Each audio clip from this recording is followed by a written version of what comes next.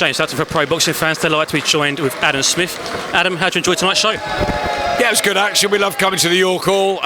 It was some good fights. Good, one or two that were a little bit messy at times. The main event started really well. I thought it just drifted off with too much holding and a bit scrappy, and I thought it was a really close fight. Very surprising.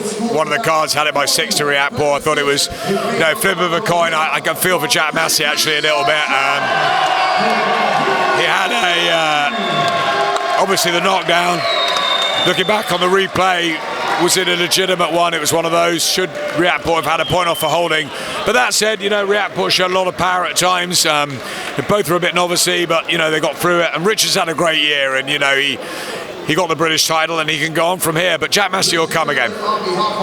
You say that Richard had a great year. It's been a great year for boxing and British boxing. Is this the last matchroom show of the year? What's been your highlight throughout 2019? Well, it's been many highlights and many stories. I think the year will be obviously remembered for what happened in Madison Square Garden with Anthony Joshua coming a cropper against Andy Ruiz in one of the biggest upsets in modern heavyweight history.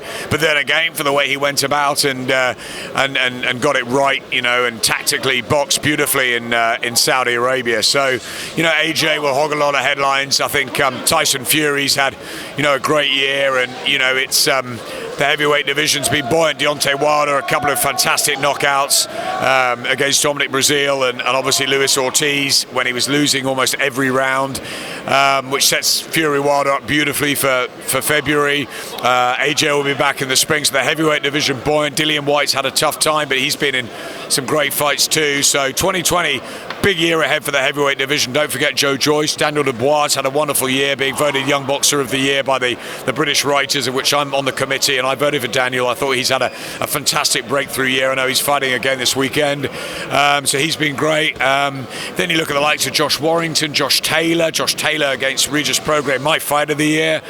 Josh Taylor may be the fighter of the year. What an accomplishment he's had, and the McGuigans and they deserve a lot of credit for that, especially after losing Danica as well, and personal tragedy they had. And Shane and Barry deserve a lot of credit for for holding everything together in boxing terms. Josh doing so well in that.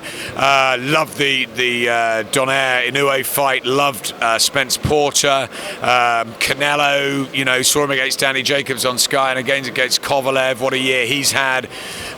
Triple G back.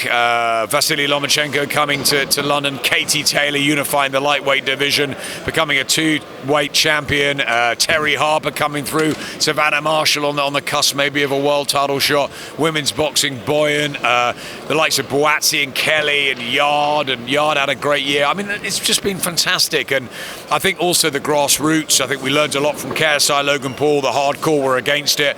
The youth took into it, and we have to adapt, and we have to look for more ways we can innovate going forward. But boxing's hot, and I think everybody in boxing, maybe bar Team Ruiz, are relieved that Anthony Joshua, regained his titles, not just from a British point of view, but from a global point of view, because I think AJ, is a huge attraction for everybody, and I'm sure Deontay and Tyson were cheering from the rafters when he got it right against Andy Ruiz, even if they won't admit that, because the big money fights are there, and the big matches everyone wants to see. Andy Ruiz could come again. He let himself down a bit in the rematch, obviously, but take nothing away from Joshua. It's been a great year for heavyweight boxing. We've had some tragedies as well, losing Patrick Day and some really difficult times too, but on the whole, it's been thunderous action. It's been a better second half of the year than the first half, I think. One or two shows probably just slipped away in the first part, but Matchroom delivered some phenomenal stuff. Golden Contract's been really interesting.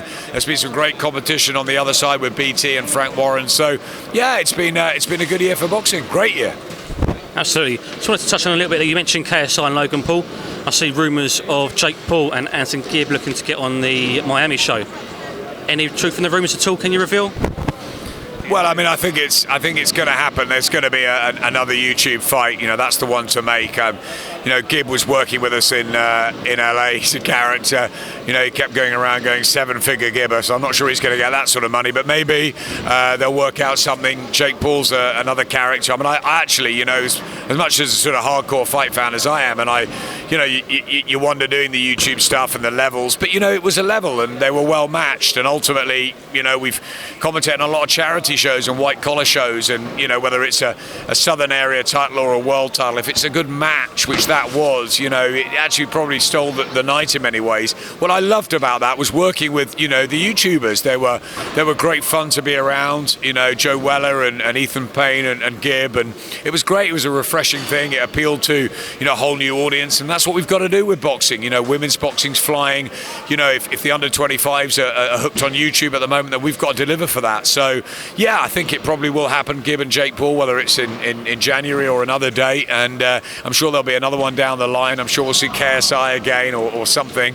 Maybe celebrity boxing. I'm sure there'll be more going forward, but the hardcore and the trade stuff, we'll still see some great action, and that's really important. I think the World Super Series got it right. 2 fantastic finals with Inoue and Donaire and Taylor and Regis Prograis. I'd love to see a rematch between Taylor and Prograis. So yeah, there's some really good stuff that's happened. More innovation, more changing times going forward. A lot of power on social and digital these days, and a lot for us all to learn and move forward with. Actually, now I know you're a bit restricted on time, so last question for you: what are your hopes for 2020 in boxing? I still want to see Brooke Khan. I'm not giving up the ghost yet. I think it's more unlikely as the months tick along.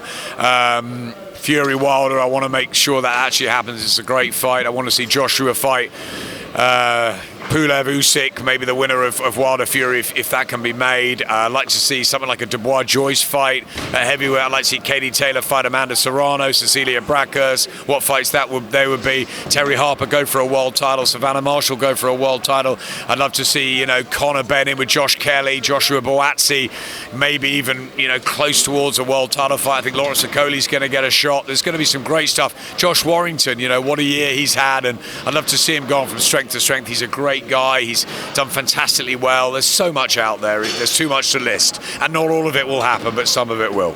Absolutely, this is endless. Adam Smith, thank you for your time. We've been Pro Boxing Fans.